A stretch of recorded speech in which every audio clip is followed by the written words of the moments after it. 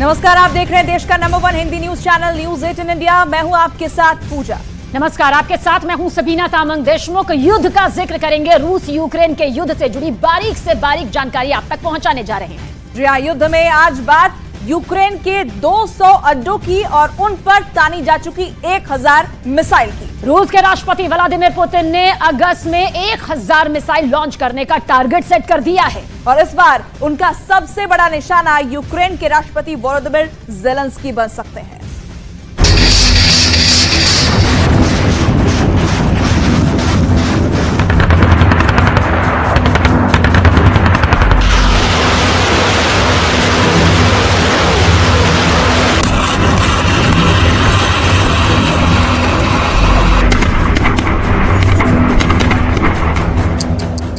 चौबीस घंटों में रूस यूक्रेन पर बहुत बड़ा हमला करने जा रहा है।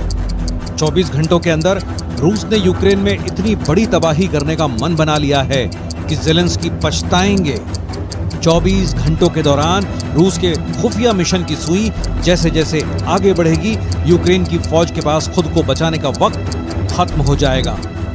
ये रूस का दावा है, ये पुतिन का दावा है, ये पुतिन के रक्षा मंत्री सर्गेई शोइगु का दावा है।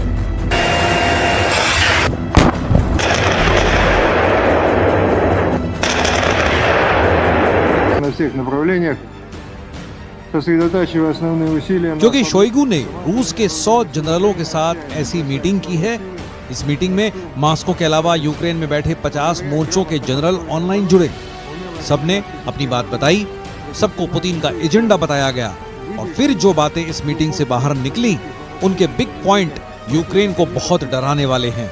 ज़ेलेंस्की को पुतिन के रक्षा मंत्री की इस मीटिंग का रिजल्ट पता चलेगा तो मुमकिन है कि वो अपनी राजधानी कीव को छोड़कर कहीं और पनाह लेने को मजबूर हो जाएं। रूस के हमलों की गंभीरता समझनी है तो शोइगु का ऑर्डर देखिए। पुतिन के कहने पर जो इमरजेंसी मीटिंग बुलाई गई, उसमें सर्गेई शोइगु के सामने रूस की सेना के 100 बड़े जनरल हाजिर हुए। इस मीटिंग में 50 जनरल यूक्रेन में तैनात हैं और उन्होंने यूक्रेन में चल रहे स्पेशल ऑपरेशन की रिपोर्ट ऑनलाइन दी। पुतिन की तरफ से इन 50 जनरलों को यूक्रेन के 200 ठिकानों पर अब तक के सबसे बड़े हमले लॉन्च करने का ऑर्डर मिला है। यानी एक जनरल को अब 4 ठिकानों पर बमबारी करनी है या वहां कमांडो ऑपरेशन चलाना है। В складывающейся обстановке приняты дополнительные меры по повышению защиты от нападения с воздуха и моря. В разы увеличена интенсивность ударов по украинским военным объектам, в том числе обеспечивающим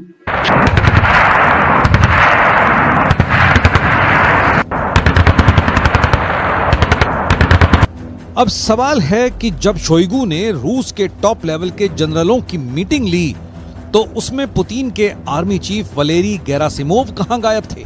तो उसका जवाब ज़ापोरिज़िया से आए इस वीडियो में है, जिसमें रूस के chief of general staff Valery Gerasimov अचानक उस कमांड सेंटर पर पहुंचे जो यूक्रेन के हमेशा टारगेट पर रहता है।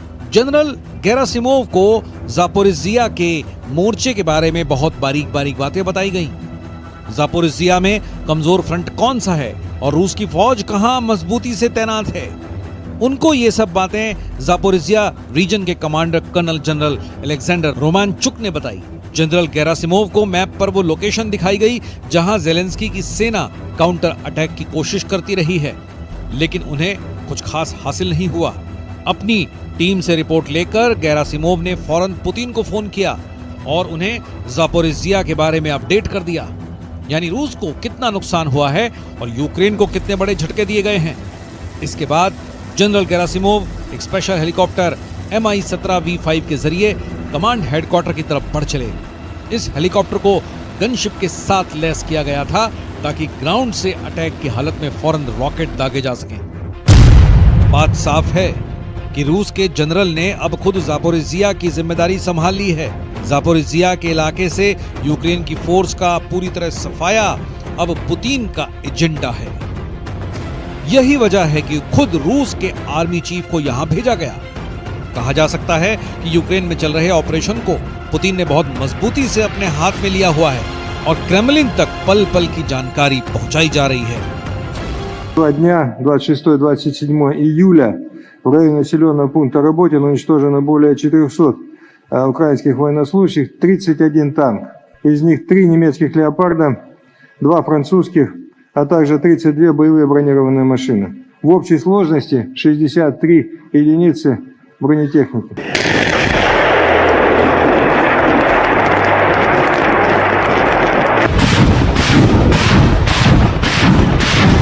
पुतिन के हमलों की तीव्रता इतनी ज्यादा बढ़ गई है कि अब पुतिन ने साफ साफ कह दिया है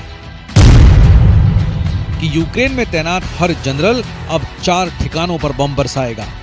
इस तरह अगस्त में 200 ठिकानों को टारगेट करने की तैयारी है। यानी पुतिन रोज कम से कम 6 से 7 अड्डों को मिट्टी में मिलाना चाहते हैं, जो ज़ेलेंस्की के लिए वाकई बहुत घबराने की बात है।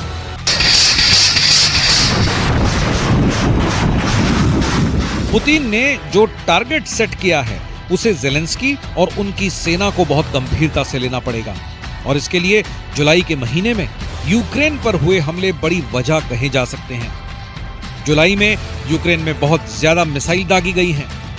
यूक्रेन का कोई ऐसा बड़ा शहर नहीं है जिसको निशाना बनाकर पुतिन ने मिसाइल लॉन्च न की हो। इसमें कीव से लेकर खार्किव और ओदेसा से लेकर ज़ापोरिजिया तक शामिल हैं।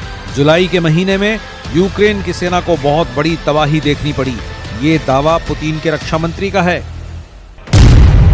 रूस के मुताबिक जुलाई में ही यूक्रेन के करीब 21,000 सैनिकों को मार गिराया गया। इसके अलावा 2,500 बड़े हथियार खत्म कर दिए गए।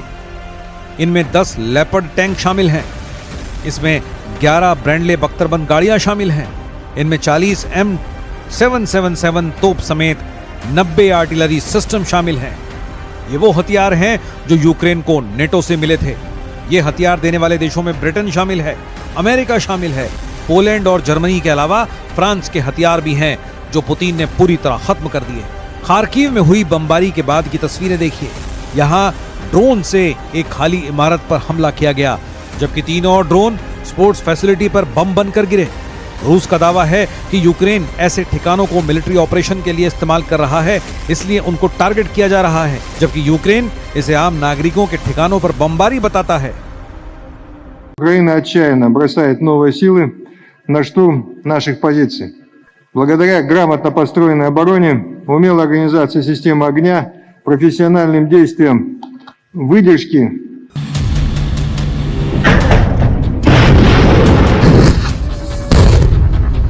सर्गेई शोइगु साफ साफ बता रहे हैं कि काउंटर अटैक फेल हो चुका है, लेकिन ज़ेलेंस्की का दावा अलग है।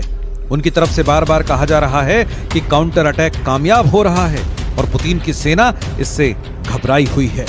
Зазнала банкрутства на полі бою. Сьогодні вже 522-й день, як триває так звана спеціальна воєнна операція, яку російське керівництво розраховувало на тиждень-два. Україна стає міцніше.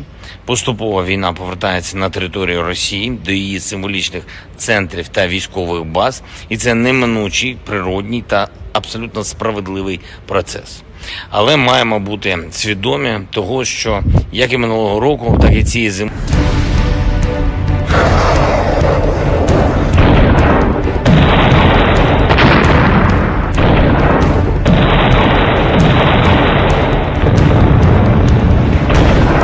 ज़ेलेंस्की का दावा देख लिया, अब पुतिन का प्रैक्टिकल देखने की बारी है। पुतिन ने ओदेसा हमले के दौरान अपनी इस मिसाइल का बहुत ही खास वीडियो बनाया और फिर पूरी दुनिया में वायरल कर दिया। Camera 1, camera 2, camera 3, camera 4, camera 5। कुल मिलाकर 10 कैमरों से इस मिसाइल लॉन्च का स्पेशल वीडियो बनाया गया। ये पुतिन की वो मिसाइल है जिसने 10 हफ्ते तक लगातार ज़ेलेंस्की की नींद उड़ाकर रख दी। ये वो मिसाइल है जिसकी वजह से यूक्रेन के लोगों ने रात में सोना बंद कर दिया है। ये वो मिसाइल है जिसके हमले का मतलब है 100% मौत, और ये गारंटी खुद पुतिन दे रहे हैं, पुतिन की सेना दे रही है, पुतिन के जंगी जहाज दे रहे हैं। पुतिन ने एक बहुत बड़ा मिशन शुरू कर दिया है जिसका नाम है मिशन ओदेसा। और इसीलिए ये मिसाइलें बार बार फायर की जा रही हैं।